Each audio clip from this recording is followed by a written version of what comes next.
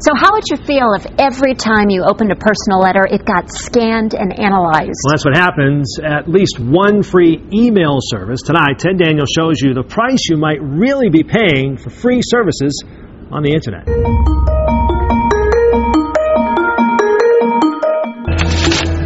Your mail is private, protected by law from prying eyes.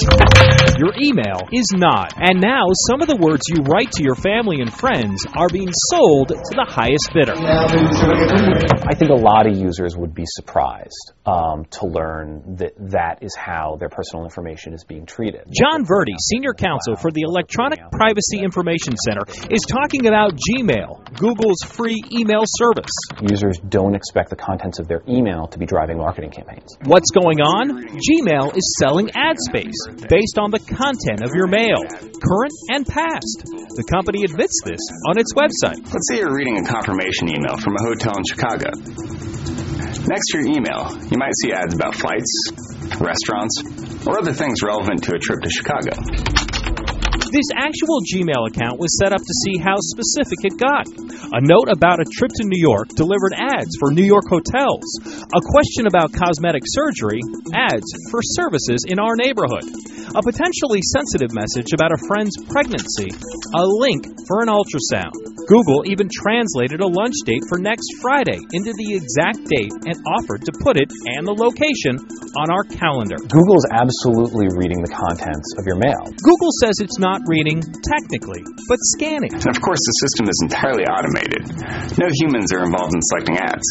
It's similar to the way we filter for spam or check spelling. Google didn't want to go on camera, but a spokesperson pointed to its privacy policy.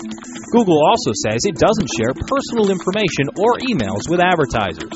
Steve Crossan, product manager for Gmail ads, told Fox any email service could in principle create an interest profile based on frequent keywords in mail.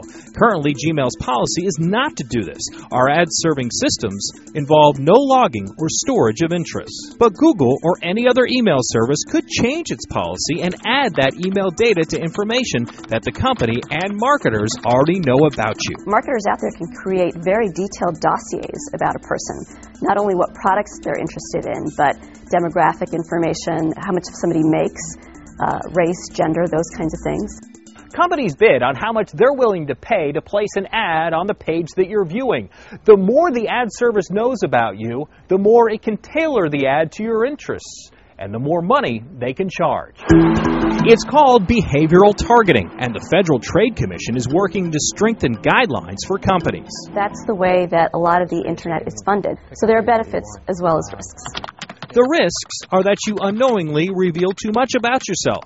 Every time you browse the web, that information is collected and saved. What we type into that Google box or that Yahoo box or that Bing box says a lot about us. If you've ever Googled your own name or got directions from your home, all those data pieces come together to point right back to you. Companies try to give the impression things are free. But in reality, you're trading information about yourself. You're trading your own personal data for access to free services. There's always a return to snail mail for communications that are truly meant to be private. I'm Ted Daniel, Fox 25 News.